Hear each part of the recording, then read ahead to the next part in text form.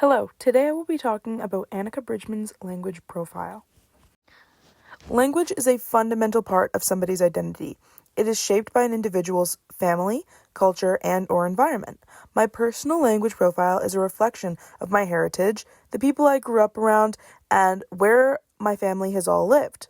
While I primarily speak English, I have a language profile that varies because of the places in which my family has lived and/or grew up around. These languages include Caribbean Patois, Norwegian, and French. I would firstly like to explain what a language profile is. A language profile describes the languages a person knows and understands. While they may not use it very often, it is a platform for communication alongside family, friends, and others. Language profiles are specifically influenced by somebody's upbringing, education, and environment, which directly includes any of the languages spoken at home, in school, and within a broader community in which they may live in. Language profiles are always changing due to migration, social attitudes, and personal learning experiences. And for me, that is how my language profile has grown to what it is now. My language profile is very diverse, as I have two different races as my parents. On my mother's side, they are European and spoke primarily Norwegian, French, and English. My father's side is from Grenada, which is an island in the Caribbean, so they primarily spoke Caribbean Patois, Grenadian Patois specifically. My parents also speak English and Grenadian Patois, with some French influence on my mom's side, as she took French for her whole lifetime. My stepfather speaks Jamaican Patois, but me and my siblings primarily communicate in English. Growing up, I was in a French immersion school until 4th grade, and then I moved to Regina, so then I decided to choose the English path of school, though I also have a strong understanding of Caribbean Patois because of the various different islands that I grew up around and people who spoke the different patois that I got to hear. There are several factors as to why my language profile is the way that it is. First, I'm going to talk about migration and location.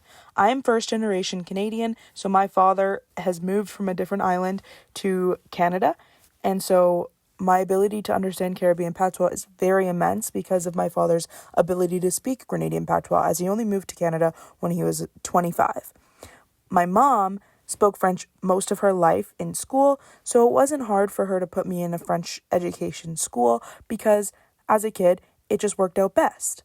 So that includes the migration and location as to why I may speak French and understand Caribbean Patois as easily as I can.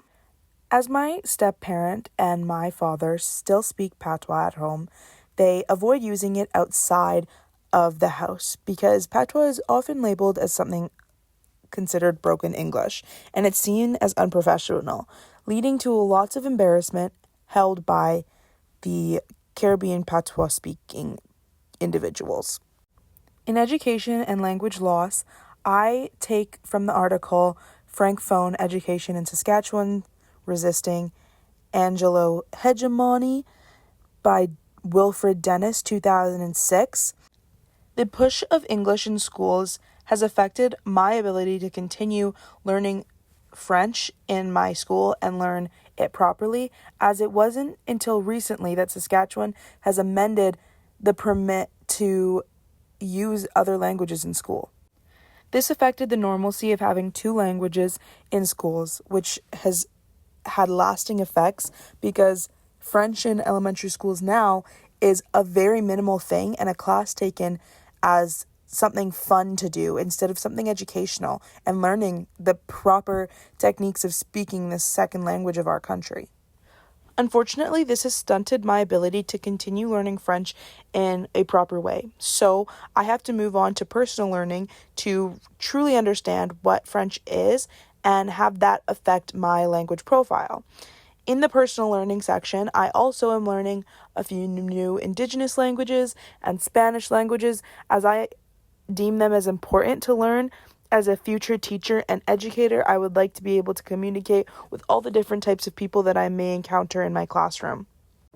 I choose to do this because it's important, and unlike the loss of French and the push of speaking solely English in schools, I choose to put my student needs first.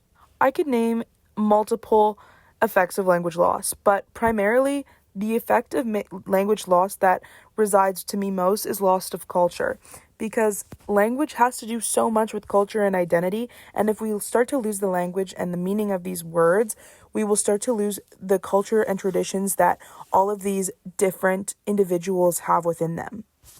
Language is more than communication. It's so tied to our cultures and identities. And my language profile specifically has been shaped by my family, my culture, and my identity. While some languages in my heritage may have been lost and or weakened over time, I will continue to explore and embrace multilingualism and ensure that my language profile is larger than can be, because by understanding my own language profile, I will recognize the importance of languages coming into the classroom and the languages that are leaving the classroom. Language is not just words, it's a culture, a tradition, a unification of community, a whole history that creates what a community is. Rita Dove.